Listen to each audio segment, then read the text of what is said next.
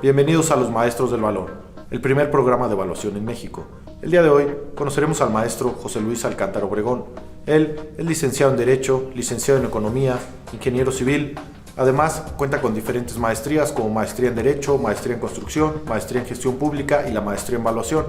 Se ha desempeñado durante los últimos 27 años como servidor público y destacamos que también imparte clases en distintos foros como la Universidad Autónoma de Querétaro, el Instituto Tecnológico de la Construcción. Lo hemos invitado para hablar acerca de su gestión al frente del Catastro del Estado de Querétaro, quien en la reciente clasificación de SEDATU obtuvo el número 1 a nivel nacional. Así que vamos a conocer al maestro José Luis, quien nos ayudará a entender un poco más sobre la evaluación y el catastro. ¿Qué tal, amigos? Pues bienvenidos nuevamente a este espacio llamado Los Maestros del Valor. Y en esta ocasión le damos la bienvenida al maestro José Luis Alcántara. Maestro José Luis, muchas gracias por aceptar esta entrevista. Bienvenido a tu programa. Muchas gracias, Paco. Agradezco la oportunidad de platicar con tu público, platicar con los profesionales de la evaluación, algunos temas de interés, principalmente catastro, pero también la evaluación para efectos de hacienda pública. Bueno, sí, muchas gracias. Pues como lo comentas, tenemos una serie como de ideas que nos gustaría ir platicando y que nos digas un poco de luz, después de 2-3 minutos, algo que valiera la pena resaltar. Por ejemplo, hay mucho en la historia de que si Babilonia, que si los sumerios, como que se sabe que hay como registros de tierras, o quizá podrían ser los precedentes del catastro, pero por ejemplo en México o en Latinoamérica, o en particular en Querétaro, ¿hay algún documento así que podamos referir sobre los orígenes del catastro? Bueno, existen elementos, sobre todo de antecedentes jurídicos sobre normatividad en materia catastral, que tienen los mismos orígenes que en Latinoamérica y en específico en México. Es decir, la visualización del catastro como un instrumento de tributación de los bienes inmuebles. Así surge el catastro en México, un catastro meramente fiscal, vamos a poner en tributación los inmuebles, y lo mismo sucedió en Querétaro. La visión del catastro tributario es la primera visión de los catastros, y como lo mencionas también en las culturas antiguas, vemos al catastro, el conocimiento del territorio para ponerlo en tributación. Ese es el origen. Sin embargo, actualmente tenemos una visión totalmente distinta del catastro como mero instrumento tributario. Ok. Por ejemplo, pues este programa está dirigido especialmente a estudiantes de especialidad, maestría en evaluación en el país, pero al público en general. Cuando se dice como evaluación catastral, a grandes rasgos, ¿qué podemos entender por evaluación catastral? Bueno, constituye el elemento económico del catastro, es decir, el modelo que utilizamos en catastro para estimar un valor, asignarle un valor económico a los predios. Ese es en general el concepto de evaluación catastral. Obviamente, con los alumnos en materia de evaluación, tendríamos que aclarar que la evaluación catastral es un ejercicio masivo y por lo tanto los modelos de evaluación catastral normalmente tienen componentes de control estadístico. Nos interesa acercarnos a asignarle a cada predio un valor que tenga cierta referencia con el valor comercial, pero sabemos que el valor catastral no tiene la posibilidad de ser el valor comercial de los inmuebles, porque el ejercicio que realizamos de evaluación masiva, donde tenemos pocos especialistas, tenemos muchos predios por evaluar, poco tiempo para hacer este ejercicio, tiene una diferencia importante con la evaluación individual, donde un especialista altamente especializado, obviamente, un especialista en evaluación, tiene como ejercicio evaluar un solo inmueble, tiene el tiempo necesario, o por lo menos prudente, para realizar el ejercicio, y cuenta con los elementos, inclusive cuenta con el apoyo del propietario o del interesado para poder inspeccionar el inmueble, conocer el sujeto de evaluación.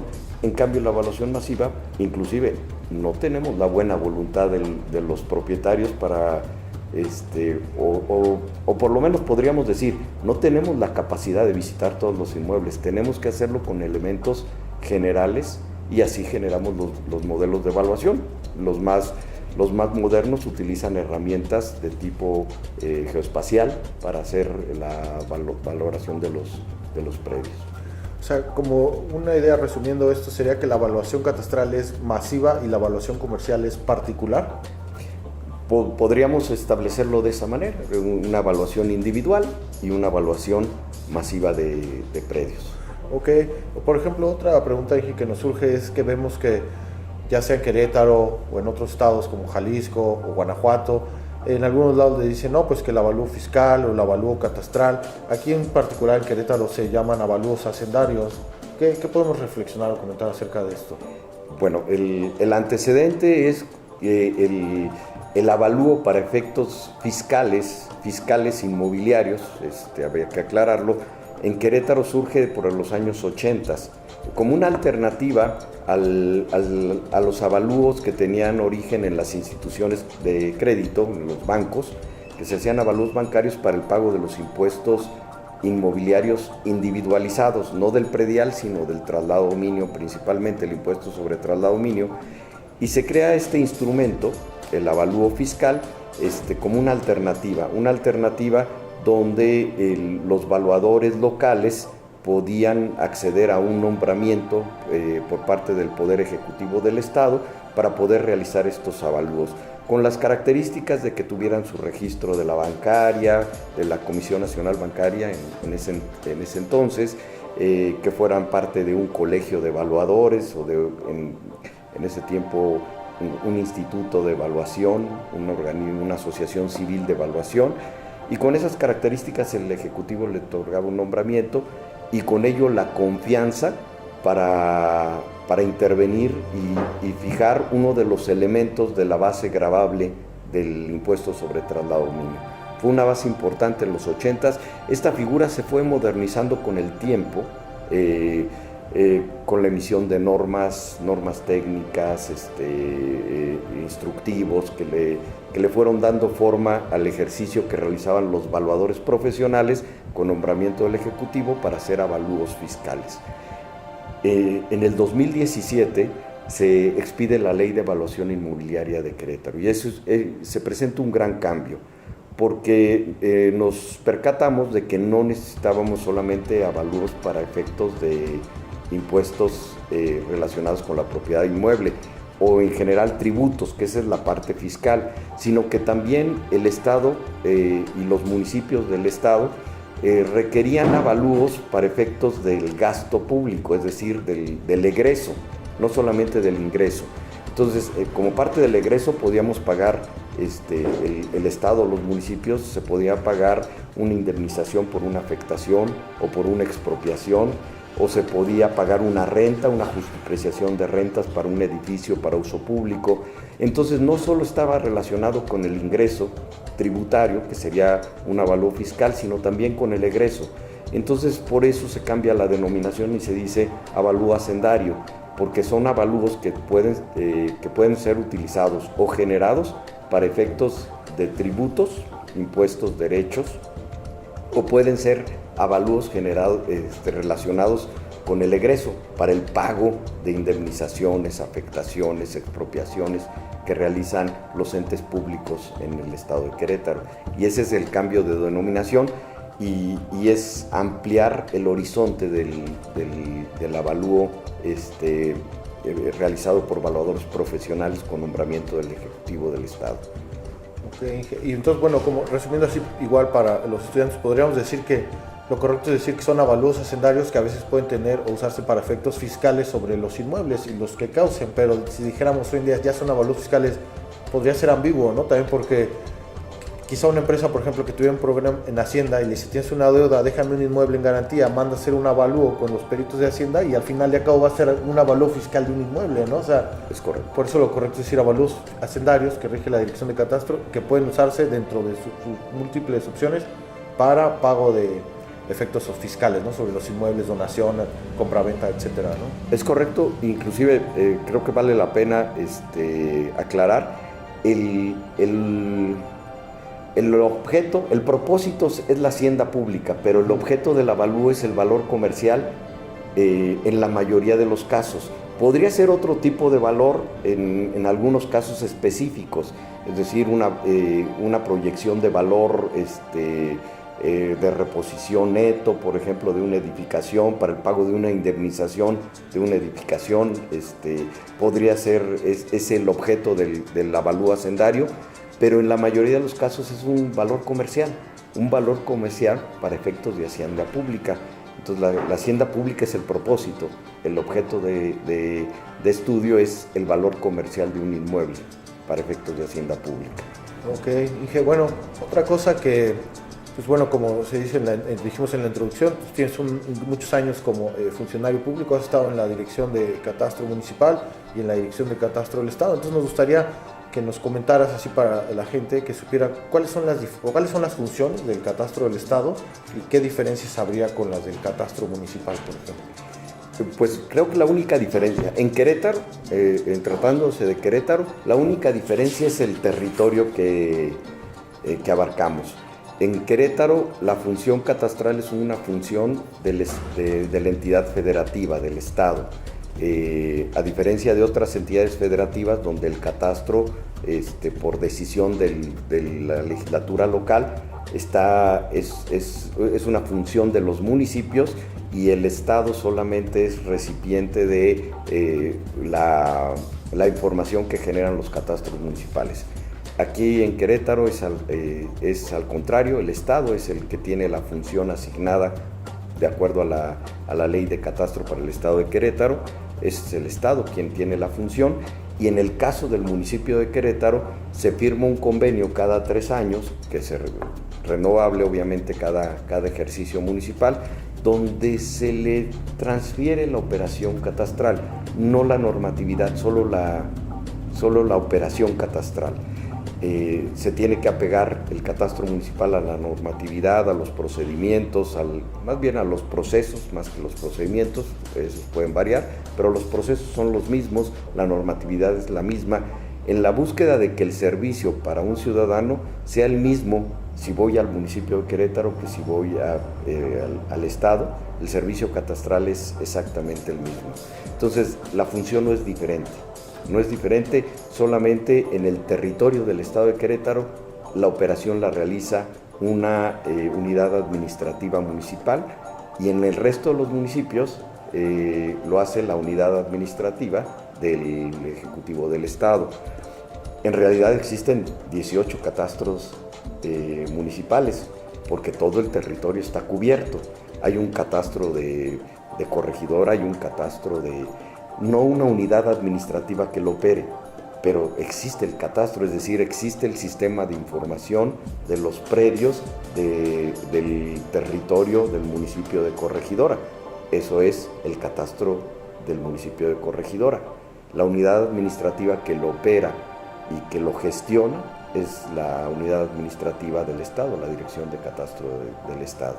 Ok, entonces, si entendimos bien, o sea, con catastro del municipio se hace la concesión, pues porque tienen la infraestructura, el tamaño, los funcionarios, y ellos operan, bueno, dando básicamente el mismo servicio, pero a lo mejor un catastro de la sierra, como dices que existe, que son 18, si no tienen esa capacidad, entonces sí se apoyan con la unidad administrativa del Estado, ¿no? Básicamente solo el de Querétaro es el que se concesiona cada 3 años, y los otros 17 sí los cubre catastro del Estado. Correcto, la búsqueda de una fortaleza institucional para mantener la calidad del catastro implicaría que si otro municipio quisiera tener un convenio para operar el catastro, tendría que acreditar la capacidad institucional y la posibilidad de invertir en una unidad administrativa fuerte que pudiera llevar este catastro, para mantener la homogeneidad, para mantener la calidad de la información catastral, que creo que es uno de los puntos más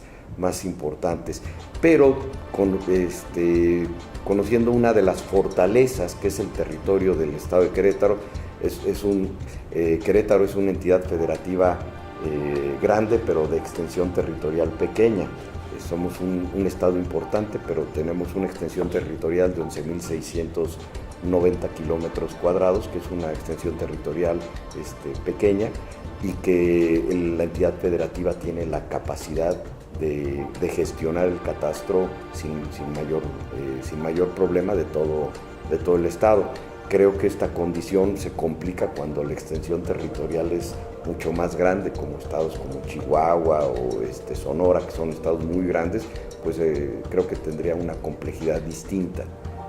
Aún así, el catastro municipal de Querétaro, el municipio de Querétaro tiene un problema que es en cuestión de escalas, es decir, el problema de la gestión del catastro de Querétaro es el gran número de predios, más de 400,000 predios en un solo municipio. Y el problema de la gestión del catastro de los otros 17 municipios es la heterogeneidad y la dispersión, es decir, la distancia en la que tenemos que operar. Para Querétaro es número, para el resto del estado es la complejidad de los distintos territorios del estado, la diferencia en la regularidad de la propiedad, en la extensión del territorio municipal, etc. Ok, Inge, muchas gracias. Bueno, otro tema que nos gustaría tocar es sobre el IMECA, o sea, el Instituto Mexicano del Catastro, y tú has sido ponente en algunas de sus convenciones. Y más allá de que ahorita Querétaro esté en primer lugar, sino nos gustaría saber cómo ese trabajo de lustros o de décadas, cuándo empieza la modernización del catastro, no sé, con las fotogrametrías, y cuál es el modelo que han estado, o cómo han estado trabajando estos años para estar siempre en los primeros lugares como referente, más allá si es el 1 o el 2, o sea, ¿qué se le reconoce al catastro del estado en el IMECA? Y mira, hay desde hace algunos años, principalmente a nivel federal, el interés en homogeneizar la operación catastral en todo el territorio. Es lamentable pensar que en México no existe una homogeneidad y la posibilidad de conocer todo el territorio. El catastro tiene la unidad básica territorial, que es el predio, y conocerlo para todo el país.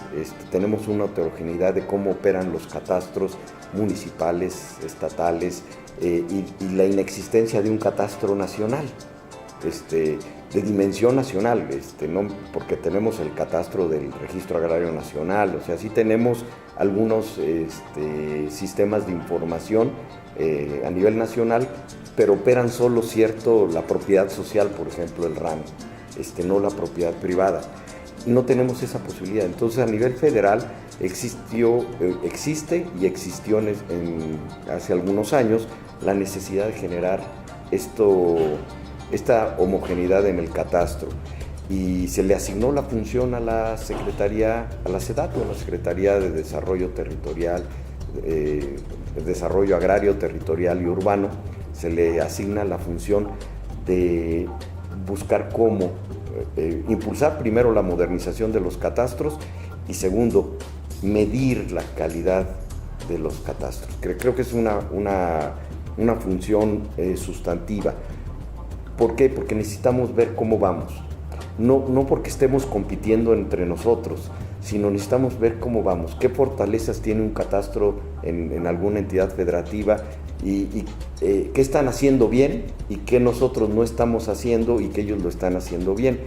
En función de ello se creó lo que es el modelo óptimo de catastro, con la opinión de expertos de INEGI, de SEDATU, de INDAVIN, de organismos e instituciones federales que se unen y formulan el modelo de catastro, y con la participación a través de la asociación civil, que es el Instituto Mexicano del Catastro, para generar este modelo óptimo.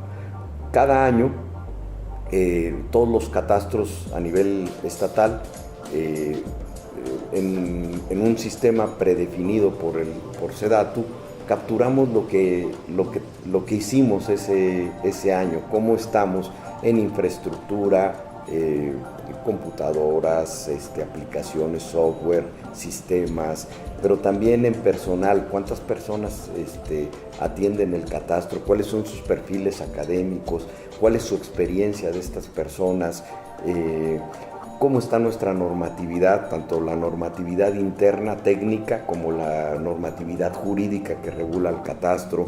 Tenemos convenios con otras unidades administrativas federales, organismos, instituciones, unidades administrativas federales, estatales, con la sociedad civil organizada, con los valuadores, con los notarios, con las asociaciones de desarrolladores inmobiliarios, etc. Todo eso se nutre el modelo y finalmente el sistema nos dice qué nivel de cumplimiento del modelo tenemos respecto a lo que en este momento tenemos en este año. Y bueno, en ese sentido, pues desde el año pasado Querétaro tiene el nivel de cumplimiento más alto. A eso se refiere cuando dicen Querétaro está en primer lugar, es porque es el que tiene el nivel de cumplimiento más alto de lo que estamos señalando como un modelo óptimo de catastro. Este modelo óptimo está muy influenciado por la calidad de la información y por la infraestructura con la que se maneja el catastro y su vinculación con la dependencia hermana, con la unidad administrativa hermana, que es el registro público de la propiedad. Qué tan vinculados estamos con el registro de la propiedad. Y en eso, también el registro público de la propiedad de Querétaro es el que tiene el nivel de cumplimiento más alto del modelo registral óptimo que también maneja la SEDATU. A eso se refiere que somos el primer lugar. Tenemos un catastro muy robusto, tanto en infraestructura como en calidad de la información. Cumplimos con una de nuestras principales funciones, coadyuvar con la seguridad jurídica de la propiedad inmueble, que es una de las funciones del registro público al darle publicidad a los actos jurídicos sobre los bienes inmuebles, pero que Catastro se convierte en sus ojos ante el territorio. El registro público sin el catastro es ciego al territorio, pero con el catastro tenemos la posibilidad de darle ojos al territorio y coadyuvar con esa seguridad jurídica que atrae inversiones. El que podamos ofrecerles que en Querétaro los bienes inmuebles tienen la certeza de la baja posibilidad de un conflicto de propiedad, hace que las personas quieran invertir en Querétaro. Y ese es el crecimiento inmobiliario que tiene el Estado, que tiene el área metropolitana de Querétaro, el área metropolitana de San Juan. Es decir, colaboramos con eso. Por eso es importante. Creo que el catastro, ya como el instrumento fiscal, como iniciamos en la plática, pues sí, también somos una de las entidades federativas que tenemos cualitativamente las mejores recaudaciones de impuestos inmobiliarios. Municipios muy fuertes como Querétaro, El Marqués, Corregidora, San Juan del Río, etcétera, Pedro Escobedo, Colón, cada vez más tienen recaudaciones inmobiliarias importantes, también basadas en un buen catastro. Sin embargo, creo que es esta segunda función, el conocimiento del territorio, la posibilidad de gestionar el territorio a través de la información catastral, es la principal función del catastro, y eso lo reconoce este indicador de modelo óptimo de catastro. Es por ahí por donde nos miden. Ok, sí, entonces hay una lista como el modelo óptimo es todo lo que se debe cumplir y el que más cumpla es donde estamos en primer lugar, ¿no? Es correcto. Y por ejemplo, Inge, bueno, ya nos dijiste que no existe o es inexistente el catastro nacional, pero, o sea, en Querétaro, por ejemplo, existe el IDECAT, ¿no? Que se ve que a la hora de operarlo pues, se arma con ArcMap, ArcView, las cartas, todo, ¿no? Y tú pones una clave catastral y ya te da la ubicación del inmueble. Los usuarios autorizados, por ejemplo los peritos con nombramiento, bueno, pueden ver el propietario, etcétera. Como utópicamente algún día podría haber algo así a nivel nacional, o sea que le pusieras la clave, porque en el de catastro del estado pones la clave catastral y te puede mover por los 18 municipios, pero pensar que a lo mejor te moviera por los 31 estados, o sea, es si utópicamente. Y la otra pregunta sería, ¿algún país tiene esto, un catastro nacional? Sí, bueno, España tiene una Dirección General de Catastro y un Catastro Nacional, y hablando de una nación como la española que tiene muchos lazos, muchas raíces con los modelos catastrales que utilizamos aquí en México. Entonces, un ejemplo de un catastro nacional está en España, pero hay otros países europeos que también tienen catastros a nivel nacional. Es más, existen varios países en el mundo y en Europa donde el catastro y el registro público son una sola institución. No hay una diferencia entre las dos instituciones. y a nivel nacional existen los inicios de la búsqueda de este catastro que tú comentas en este momento, que pudiéramos tener un catastro a nivel nacional. Sí, la primera de ellas es en la administración federal anterior, con el presidente Peña Nieto, se presentó una iniciativa de ley general para armonizar y homologar los catastros y los registros públicos de la propiedad. Esa norma está relacionada con una reforma constitucional, artículo 73, donde se le da facultades al Congreso de la Unión a legislar en materia de homologación y armonización del catastro. Es decir, ese es el inicio de visualizar que había una necesidad de la existencia de un catastro y un registro nacional. Es decir, que el territorio fuera monitoreado y reconocido a través de sistemas de información homogéneos y armonizados. Ahora, este esfuerzo sigue recientemente, el año pasado, la Cámara de Diputados regresó el proyecto que le había enviado el Senado de la República para esta ley general, con algunas modificaciones, y regresa a la Cámara Origen, que es el Senado, para que a través de esta nueva propuesta sea aprobada y promulgada esta ley general. Este es el esfuerzo normativo, jurídico, para generar esta homologación y armonización, y el cimiento para crear el catastro nacional. Tenemos mucho que hacer. SEDATU, INEGI con propuestas como sería la clave única, más bien la clave catastral estándar, o la clave única para el registro del territorio, la CURP, que sería para el predio lo mismo que la CURP para las personas. Son propuestas y normatividad que construyen hacia ese catastro nacional. ¿Es posible? Sí. Estamos muy tarde en este esfuerzo también.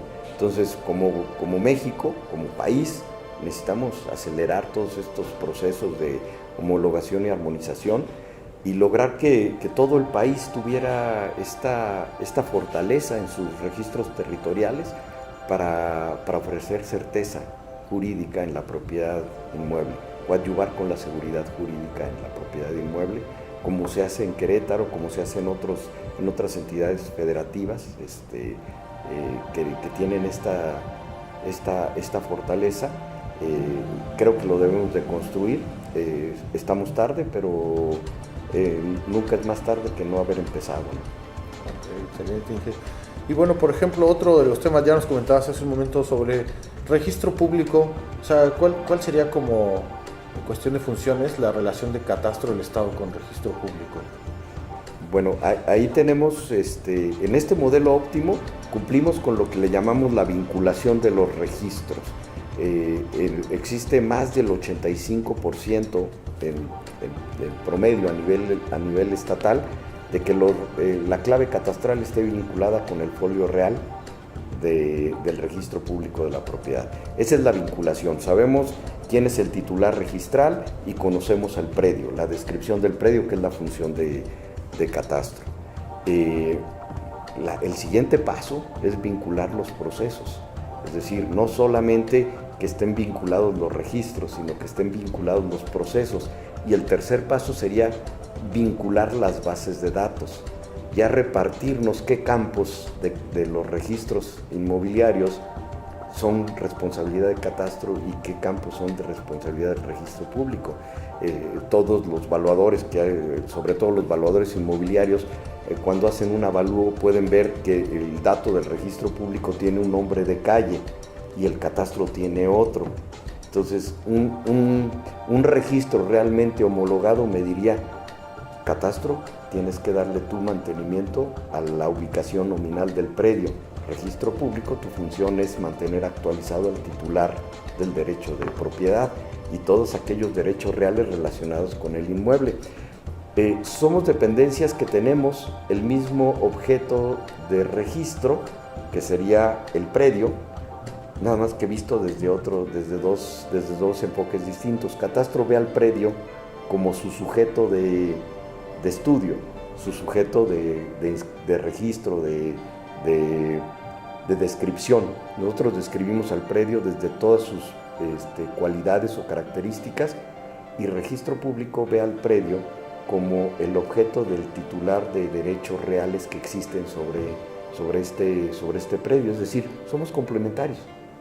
Somos dos unidades administrativas que se complementan y que su complemento hace un registro inmobiliario muy fuerte en el caso de Querétaro. La zona metropolitana de Querétaro debe de andar arriba del 90% de vinculación catastro-registro público, y tenemos el caso del municipio de Corregidora, que ha sido piloto de muchos de estos esfuerzos, ha sido nuestro laboratorio por su extensión territorial no muy grande, por ser un municipio preeminentemente urbano. Lo utilizamos como laboratorio, entonces está cercano al 98% de vinculación el registro de Corregidora. Entonces creo que en eso tenemos una fortaleza. Nuestro siguiente reto es ahora vincular procesos, es decir, que haya una ventanilla única de registro inmobiliario donde entre por catastro y salga por registro público un proceso completo, y después vincular nuestras bases de datos, repartiéndonos, homogenizar campos, homologar, armonizar campos, para que podamos tener registros totalmente transparentes y limpios, higienizados, los registros tanto de catastro como de registro público. Ese es el camino que debemos de seguir. O sea, el que estemos con un nivel de cumplimiento tanto en registro público como en catastro muy alto a nivel nacional no implica que no tenemos mucho por hacer. Tenemos todavía un largo camino por recorrer para fortalecer todavía más la vinculación catastral registral y los registros inmobiliarios catastrales y de propiedad que tenemos en Querétaro. Ok, Inge, muchas gracias. Bueno, otro de los temas que queremos comentar es sobre la vigencia de los avalúos, ya que, por ejemplo, a inicios de año, en algunos catastros municipales o notarías ponen circulares, ¿no? En caso de no haber hecho sus trámites, deberá actualizar avalúos al 2022, ¿no? Y son circulares, ¿no? Que tendrán su validez. Pero, por ejemplo, tenemos la ley catastral del Estado de Querétaro en el artículo 9, que habla sobre la vigencia de los avalúos, pero también tenemos el artículo 3 del Código Fiscal de la Federación. Entonces, quería si nos puedes dar un poco de luz sobre la vigencia de los avalúos y si hay alguna especie de contradicción, porque pues hay circulares o boletines municipales, luego una ley estatal y un código federal. Mira, es un tema que desde el punto de vista teórico los evaluadores tendríamos que estar por lo menos en la discusión, en la dialéctica de la vigencia de los avalúos. Teóricamente, un avalúo deja de ser vigente al día siguiente o al momento siguiente de que se emite su reporte de evaluación, porque las condiciones que generaron ese valor pueden cambiar de un momento a otro, pero esto es meramente teoría. Si las condiciones del mercado, las condiciones tanto exteriores del bien inmueble o del predio, como las internas del predio, las condiciones internas del predio, no se modifican en gran medida, el avalúo sigue teniendo una vigencia desde el punto de vista técnico. Ahora, desde el punto de vista jurídico, la ley de Hacienda de los municipios le da una vigencia de un año, apegándose a la misma periodicidad que establece la legislación federal en materia fiscal, un año de vigencia, porque lo que estamos buscando es el valor comercial, y en teoría el valor comercial podría ser vigente durante un año si las condiciones no cambian, las condiciones bajo las cuales se hizo el avalúo, entonces podría ser de un año. Creo que el que al terminar el año calendario, al terminar el año fiscal, algunas autoridades municipales digan que ya el avalúo no es vigente, creo que desde un punto de vista teórico y normativo es equivocado, porque no por cambiar el 31 de diciembre no cambia el valor del inmueble al pasar al mes de enero. El valor comercial del inmueble sigue siendo el mismo. Creo que esto se debe a una práctica que fue común durante mucho tiempo, tanto en la evaluación para efectos fiscales como en la evaluación hacendaria, de que algunos evaluadores utilizaban el valor catastral como referencia para hacer su avalúo fiscal o hacendario en su momento. Las autoridades municipales piensan, algunas, que el valor que está fijando el evaluador es un valor catastral, cuando esa es una función de catastro y es un ejercicio, como ya lo mencionamos, de evaluación masiva. Esta es una evaluación individual y lo que está plasmando el evaluador es un valor comercial que no deja de tener vigencia por haber concluido el ejercicio fiscal correspondiente. El 31 de enero no deja de tener vigencia. Creo que tendría vigencia por el tiempo que permanezcan constantes los factores que se consideraron en el ejercicio de evaluación. Si hay algún fenómeno económico a nivel global, a nivel nacional o a nivel local que afecte el valor de los bienes inmuebles, en ese momento todos los avalúos dejan de tener vigencia. El valor de los inmuebles cambió por algún fenómeno económico, político o social que afecte esa estimación que se hizo del valor de los predios o de los bienes inmuebles. Entonces, creo que la discusión del valor de la vigencia de los avalúos es una discusión desde el punto de vista técnico. Creo que no es tan jurídico, porque la responsabilidad de quien utiliza, no del evaluador que emite el avalúo, porque él emite el avalúo con profesionalismo al día que lo elaboró. Después de él, el uso posterior del avalúo queda ya en manos de quien solicitó el avalúo y de quien utiliza este avalúo para efectos de tributación inmueble. En 3 meses puede hacerse una edificación nueva y cambiar el valor del inmueble totalmente. Entonces, aunque se hizo sobre un predio baldío, en 3 meses ya puede existir una casa encima del terreno y ya el valor consignado en ese avalúo dejó de tener vigencia. Y no es porque lo diga la ley, es porque ya el inmueble es distinto, ya cambió y las condiciones intrínsecas del inmueble cambiaron. Ok, Inge, bueno, pues ya nos quedan un par de preguntas. Una que te queremos preguntar es, además de ser ingeniero evaluador, entre las carreras que tienes también licenciado. Por ejemplo, sobre norma mexicana de evaluación y norma oficial mexicana, ¿qué podemos comentar al respecto? Creo que tanto las normas internacionales de evaluación, la norma oficial mexicana de evaluación, creo que son instrumentos que nos permiten mejorar la calidad del servicio. En términos generales, nos señalan cuál es el contenido mínimo y los fundamentos teóricos mínimos que debemos de considerar en nuestro ejercicio de evaluación. Son muy importantes, que existan y que las observemos. Creo que es importante. Obviamente ambas son de libre vinculación con los evaluadores. La mayoría creo que profesionalmente se apega al contenido de estas normas.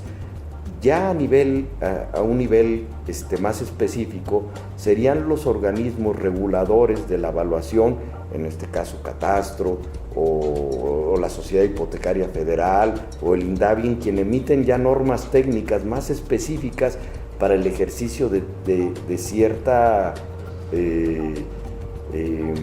ámbito de la evaluación. En la evaluación hacendaria, Catastro debe de ser ya más específico, ya no con la norma general, sino ya más específico en los enfoques, en los modelos que son válidos para la evaluación hacendaria y la posibilidad de que se utilicen modelos no considerados en la norma, pero cuál es el proceso que debe de seguir un evaluador para proponer un nuevo modelo o para utilizar un nuevo modelo en la evaluación para efectos hacendarios.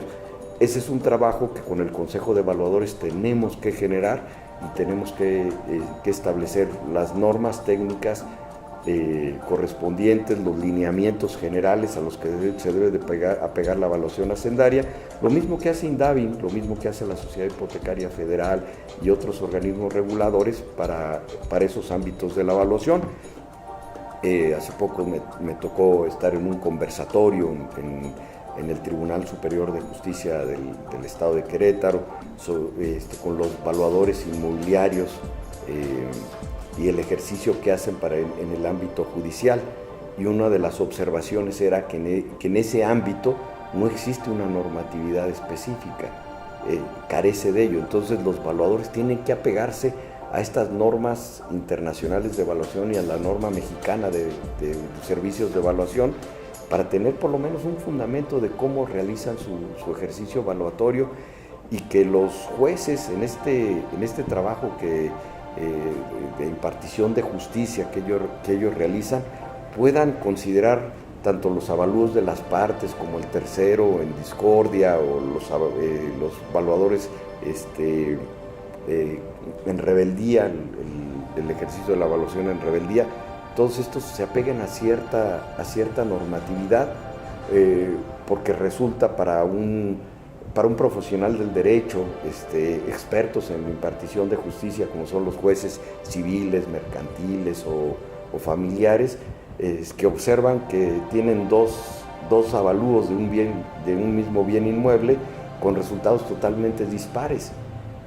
Eso creo que les causa, al juzgador le causa un problema para la toma de decisiones. Esto quiere decir que alguno de los dos evaluadores, o alguno de los tres, cuando hay un tercero en discordia, alguno no hizo su trabajo con profesionalismo, uno o dos no hicieron su trabajo con profesionalismo. En un ejercicio de evaluación, pues a dos evaluadores nunca nos va a dar el mismo resultado del ejercicio de evaluación, pero estadísticamente tendría que estar muy cercano uno de otro. Entonces, para hacer con profesionalismo nuestro trabajo, sí necesitamos estas normas que rigen nuestra actividad y apegarnos a ellas y ser nosotros los principales actores en su elaboración, y quienes le exijamos a los organismos reguladores su aplicación estricta. Creo que eso nos hace más profesionales y hace el trabajo de la evaluación, que pues, todos sabemos aquí que son expertos del auditorio, los que estamos aquí en esta mesa somos expertos en el área y sabemos que estamos midiendo un fenómeno económico que en esencia es un fenómeno social, y que lo modelamos con matemáticas, con ciencia exacta, pero lo estamos tratando de modelar un fenómeno social. Por lo tanto, ¿cómo hacemos estos modelos lo más eficientes posibles para que el ejercicio de la evaluación pierda esa percepción que tiene la sociedad de que a veces el evaluador es un mago que saca de su chistera un valor? Pues creo que esa percepción la tenemos nosotros que revertir y darle a la sociedad mayor credibilidad al ejercicio de la evaluación. No somos magos, no sacamos el valor de una chistera, no nos lo inventamos, lo extraemos de una medición que hacemos del fenómeno valor en el mercado, en el costo, en el ingreso, con los diferentes enfoques y modelos de evaluación que realizamos, pero necesitamos estas normas. Ok, Inge.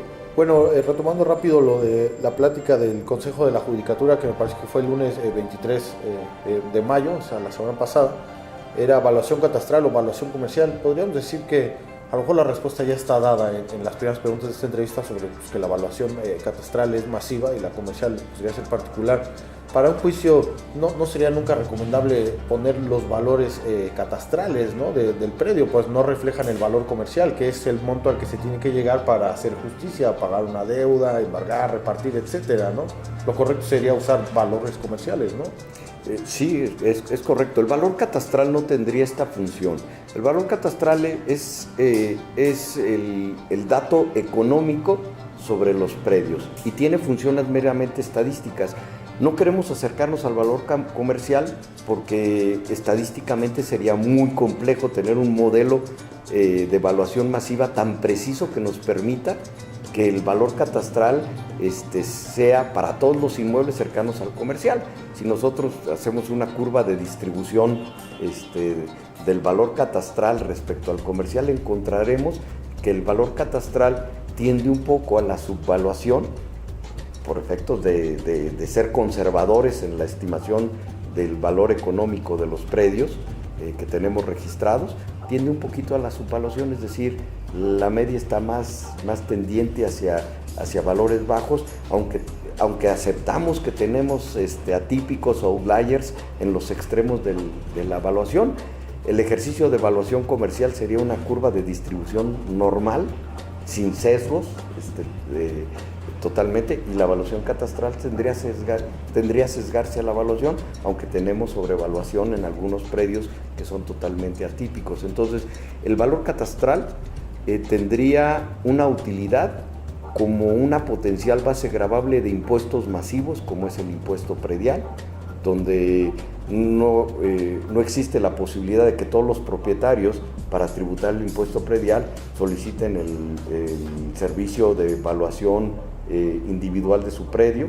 A veces el costo del honorario sería más alto que el monto del impuesto a pagar, entonces estaríamos ante una imposibilidad económica de hacer este ejercicio individualizado de evaluación para efectos de un impuesto masivo como es el predial, y entonces utilizamos como el valor catastral. A decisión del contribuyente decide no hacer un avalúo y entonces apegarse al valor catastral como base gravable de su impuesto predial. Esa sería una de las principales utilidades para poner en tributación los bienes inmuebles para un impuesto masivo como es el predial. Puede servir de una referencia para que los evaluadores profesionales pudieran tener, antes de hacer su trabajo individualizado en un inmueble, ya tener una ligera referencia del valor de una zona, del valor catastral de una zona, pero solamente como una referencia. Creo que sería injusto para alguna de las partes utilizar el valor catastral como referencia para la toma de decisiones judiciales en una adjudicación, en un embargo, en cualquiera de estos ejercicios judiciales o actos judiciales. Creo que sería injusto, no me parece una referencia adecuada, pero como se dio en ese conversatorio, podría ser, por ejemplo, el avalúo hacendario una buena referencia, porque el avalúo hacendario tiene el valor comercial como objeto de acuerdo estudio. al artículo 3 de la Ley de Evaluación Inmobiliaria, ¿verdad? Es correcto.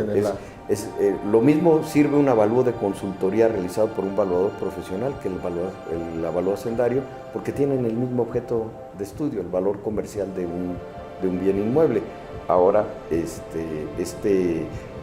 esta posibilidad, en tratándose, por ejemplo, de avalúos realizados para inventarios y avalúos en sucesiones, podría inclusive reducir el costo para las personas, porque no tendrían que hacer un avalúo para efectos del proceso sucesorio y otro avalúo una vez que se adjudiquen los inmuebles. Podría ser el mismo, actualizado conforme pasa el tiempo. Creo que tendría esa utilidad del avalúo hacendario también en estos efectos judiciales.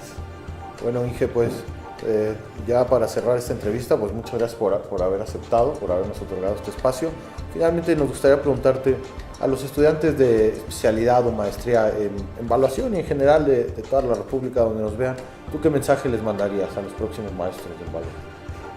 Pues primero que decidieron profundizar en el estudio de un área fascinante. La evaluación es una actividad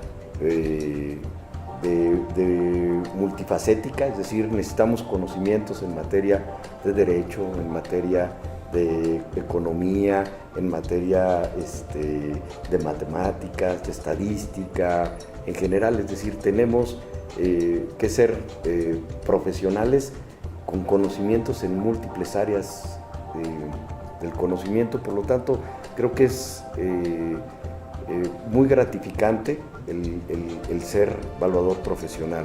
y por lo tanto una recomendación para ellos es no dejar de prepararse. Los evaluadores, no con nuestro primer ejercicio académico de tener una especialidad o una maestría, ahí se terminó nuestra preparación. El fenómeno económico valor es cambiante en el tiempo. Primero debemos de seguir preparándonos, profundizando en nuestra área. También una recomendación es no considerarnos expertos, maestros de todo y expertos en nada. Es decir, necesitamos profundizar en un área de la evaluación, ser evaluadores inmobiliarios, ser evaluadores de maquinaria y equipo, ser evaluadores de agropecuarios, pero profundizar en ese conocimiento. Creo que parte importante no solamente es tener las herramientas para ejercer la evaluación, sino profundizar en el conocimiento del bien que vamos evaluando. Si queremos ser evaluadores de intangibles, hay que profundizar en el conocimiento de los intangibles. Si somos evaluadores inmobiliarios, profundizar en el conocimiento de los inmuebles y tratándose de inmuebles en los mercados locales de los inmuebles. Eso nos hace mejores evaluadores profesionales porque conocemos a nuestro sujeto de estudio y conocemos el entorno de nuestro sujeto de estudio. Entonces, profundicemos, no dejemos que este sea nuestro ejercicio único y sigamos profundizando en el conocimiento y ser cada vez mejores. En este conversatorio también tocamos un tema y creo que vale la pena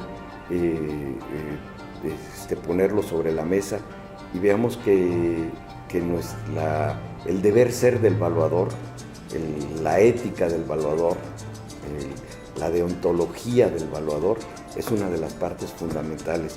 Nuestro ejercicio creo que es un 80% ética y el otro 20% es entre experiencia y conocimientos académicos. Si nuestra parte ética está mal, las herramientas que nos dan los estudios académicos, el conocimiento académico, solo nos va a servir para ser evaluadores sastre, evaluadores que confeccionan avalúos al contentillo de su cliente.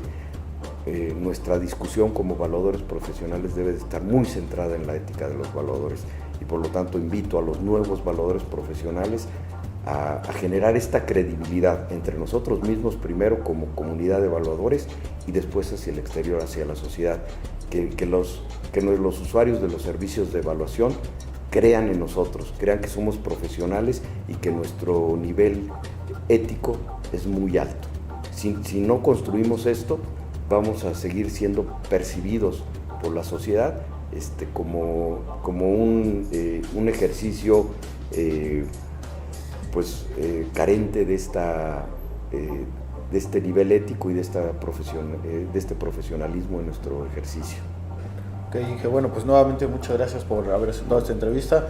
Y a ustedes, amigos, pues esta fue la entrevista, la plática sobre evaluación catastral, una entrevista al maestro José Luis Alcántara Obregón, auténtico maestro del valor. Hasta la próxima.